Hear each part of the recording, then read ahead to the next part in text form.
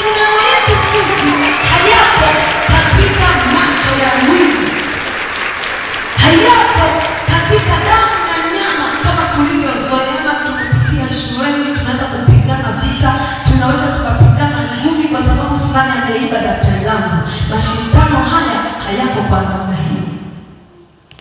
Yaani mashindano haya si juu ya damu na nini na nyama, kwa maana ya kwamba utamfuata adui yako umpige ngumi ya kawaida ya kimwili, umfuate aliyekukosea au aliyekuroga umtandike.